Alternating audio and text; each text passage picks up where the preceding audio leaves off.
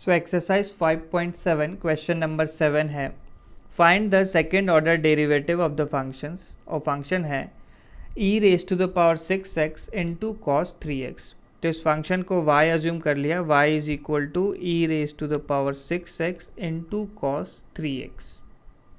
तो इसको डिफ्रेंशिएट करने के लिए हमें प्रोडक्ट रूल लगाना होगा। पहला टर्म है e raise to the power 6x और दूसरा है कॉस 3x।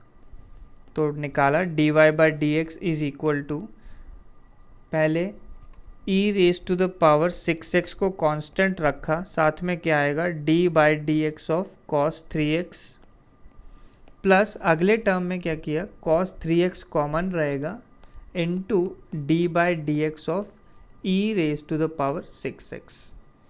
तो क्या बनता है, dy बाई डी एक्स की वैल्यू आएगी e raise to the power 6x constant है, cos 3x का किया तो क्या बनेगा, cos 3x का होगा माइनस ऑफ साइन 3x, और 3x का किया तो 3 आ जाएगा, प्लस अगले टर्म में cos 3x कॉन्स्टेंट है, e raise to the power 6x में e का किया तो e की पावर 6x बन गया, और 6x का किया तो क्या आ जाएगा, वैल्यू 6 आ जाएगी।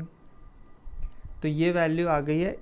इसमें देखो आप दोनों टर्म में क्या कॉमन आ रहा है हमारे पास, e raise to the power 6x common है, ब्रैकेट में क्या रहेगा minus 3 sine 3x plus cos 3x plus 6 into cos 3x, ये टर्म आ जाएगा।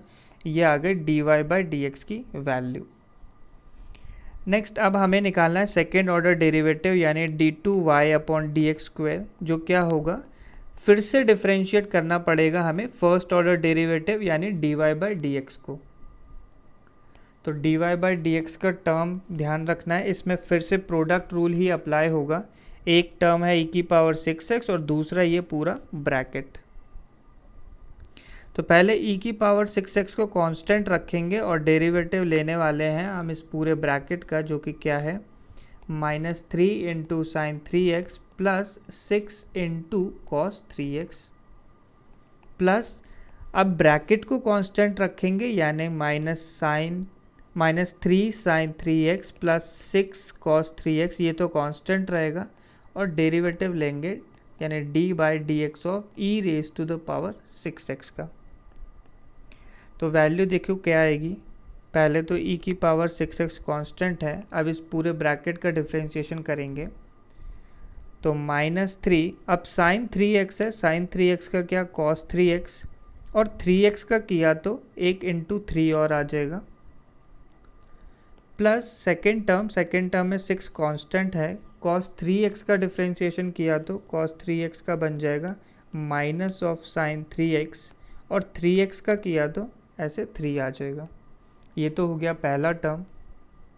सेकेंड टर्म में ये ब्रैकेट कम्प्लीटली कांस्टेंट है, यानी minus 3 sine 3x plus 6 cos 3x constant रहेगा, और e raise to the power 6x का किया तो e का तो सिंपली e की पावर 6x, और 6x का किया तो 6 आ जाएगा। बस अब इस वैल्यू को हम सिंप्लीफाई करेंगे और आंसर बन जाएगा। तो देखो क्या बनता है, e raise to the power 6x, और ब्रैकेट के अंदर सिंप्लीफिकेशन करने पे पहला टर्म बन गया माइनस 9 cos 3x, और दूसरा टर्म कितना हो जाएगा minus 6 into 3 is 18 sine 3x, plus second term में क्या आएगा 6 into e raise to the power 6x, और ब्रैकेट में रहेगा minus 3 sine 3x plus 6 cos 3x, ये वैल्यू आ जाएगी। अब इसमें देखो ध्यान रखने वाली बात क्या है कि e raise to the power 6x दोनों में कॉमन है, तो क्यों ना e raise to the power 6x हम सिर्फ एक ही बार लिखें। तो ये वैल्यू सिर्फ एक ही बार लिखी e raise to the power 6x, तो ब्रैकेट में क्या क्या रहेगा, देखो पहले तो ये दोनों टर्म्स डायरेक्टली आ जाएंगे, यानी minus 9 cos 3x minus 18 sine 3x, ये वैल्यूज एज इट इज़ आ जाएंगी।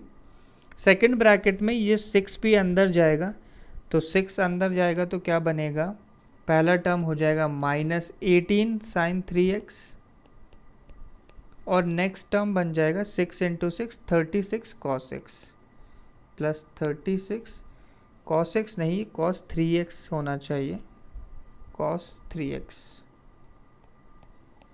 तो ये वैल्यू बन गई e raise to the power 6x into cos 3x के दो टर्म्स हैं, तो 36 माइनस 9 वैल्यू बन जाएगी, दैट इज 27 कॉस 3x।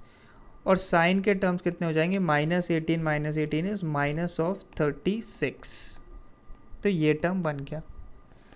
अब इन दोनों में भी आप देखो 27 और 36 में 9 का कॉमन फैक्टर है, तो 9 बाहर लिया, तो 9 into e raise to the power 6x, और अंदर क्या रह जाएगा 3 cos 3x minus of 4 sign 3x।